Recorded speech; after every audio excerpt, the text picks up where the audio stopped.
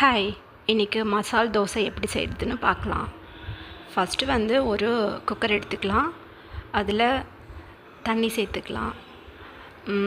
இதில் வந்து இப்போ நான் வந்து பொட்டேட்டோவுக்கு ஸ்கின்னை பீல் பண்ணிவிட்டு இந்த மாதிரி கட் பண்ணி நான் வந்து அந்த தண்ணியில் சேர்த்துக்கிட்டேன். இதுக்கு தேவையான அளவு உப்பு சேர்த்துக்கலாம். இப்போ லிட்டு போட்டு ஒரு 3 விசிலுக்கு நம்ம விசில் விட்டு எடுத்துக்கலாம். இப்போ 3 விசில் வந்து கேஸ்லாம் ஃப்ரீ ஆனதுக்கப்புறமா விசிலை ரிமூவ் பண்ணிவிட்டு லிட்டை ஓப்பன் பண்ணி பார்த்தா இந்த மாதிரி தான் இருக்கும். ரொம்ப குலைவாக வேகக்கூடாது. ஆனால் நம்ம மேஷ் பண்ணும்போது நல்லா வந்து இந்த மாதிரி மேஷ் ஆகணும். ஸோ வாட்டரை வந்து அப்படியே ஃபில்டர் பண்ணிவிட்டு இப்போ ஒரு மேஷர் வச்சோ இல்லை இந்த மாதிரி ஒரு ஸ்பூன் வச்சோ நம்ம நல்லா இந்த உருளைக்கிழங்க அமுத்தி விட்டுக்கலாம். இந்த மாதிரி நல்லா மேஷ் பண்ணிடணும்.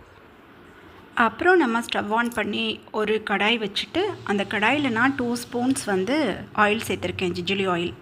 அதில் வந்து கடுகு, உளுந்தம்பருப்பு, அப்புறம் கொஞ்சம் கிமின் சீட் இது எல்லாமே போட்டுக்கணும். நல்லா செவக்க அது பொரிஞ்சதும் ஒரே ஒரு ரெட் சில்லி வரமிளகாய் இருக்குல்ல, அதை குட்டி குட்டியாக கட் பண்ணி சேர்த்ததுக்கப்புறமா நான் வந்து பெரிய வெங்காயத்தை பொடிசாக கட் பண்ணி இதில் சேர்த்து நல்லா வந்து இதை மிக்ஸ் பண்ணி விட்டுக்கிறேன் அந்த ஆயிலில்.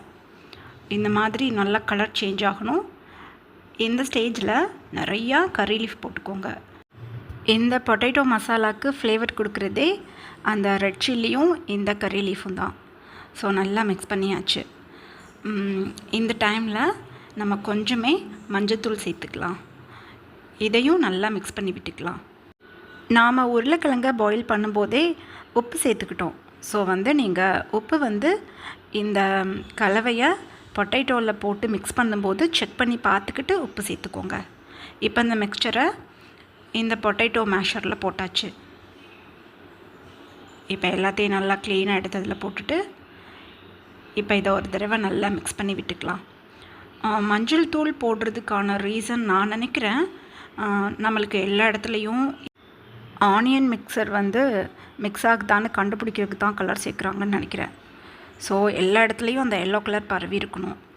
இப்போ எகெயின் ஸ்டவ் ஆன் பண்ணி தோசைக்கல் வச்சு அதில் நம்ம வந்து எண்ணெய் போட்டுக்கலாம். இது வந்து நல்லெண்ணெய் தான். ஒரு டிஷ்யூ வச்சு நல்லா வைப் பண்ணி விட்டுட்டு இப்போ நம்ம தோசை பார்க்கலாம். தோசை வந்து ரொம்ப கனமாக இல்லாமல் கொஞ்சம் தின்னாக இருக்க மாதிரி நீங்கள் வறுத்துக்கோங்க. அப்போ தான் வந்து நல்லாயிருக்கும் இந்த மசால் தோசை. இப்போ ஒரு லிட்டு போட்டு தோசையை வேக வச்சாச்சு. இப்போ கொஞ்சமே பட்டர் சேர்த்து அப்படியே ஸ்ப்ரெட் பண்ணி விட்டுக்கலாம் தோசை முழுக்க.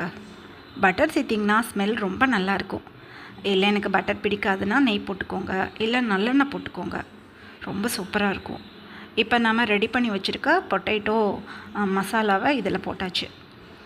இப்போ பாதி அளவுக்கு நம்ம வந்து இந்த மசாலாவை ஃபில் பண்ணிவிட்டு அப்படியே ஸ்ப்ரெட் பண்ணி விட்டுடலாம். இப்போ அப்படியே ஒரு தோசை கரண்டி வச்சு இதை அப்படியே மடக்கிக்கலாம். எனக்கு மடக்க முடியல. ஓகே, இந்த மாதிரி மடக்கிக்கோங்க. நல்லா அப்படியே ப்ரெஸ் பண்ணி விட்டுட்டு இந்த சைடு திருப்பி பாருங்க. ஓகே, 2 பக்கமும் நல்லா கிறிஸ்பியாக இருக்குது. அவ்வளோதான், நம்மளோட மசால் தோசை ரெடி. இப்போ நம்ம பிளேட்டிங் பண்ணலாம். மசால் தோசை நம்மளுக்கு ரெடியாக இருக்குது. இதுக்கு தேங்காய் சட்னி ரொம்ப நல்லாயிருக்கும். ஆனால் எங்கள் வீட்டில் ஆஃப்டர்நூன் வச்ச குழம்பு எக்ஸஸாக இருக்குது. ஸோ நாங்கள் தேங்காய் சட்னி வச்சுக்கல. கருணக்கிழங்கும் முருங்கைக்காவும் போட்ட இந்த காரக்குழம்பு தான் நாங்கள் இப்போ சைட் டிஷ்ஷாக வச்சுக்க போகிறோம். இந்த மசால் தோசை ரெசிபி எப்படி இருந்ததுன்னு எனக்கு கமெண்ட்டில் சொல்லுங்கள்.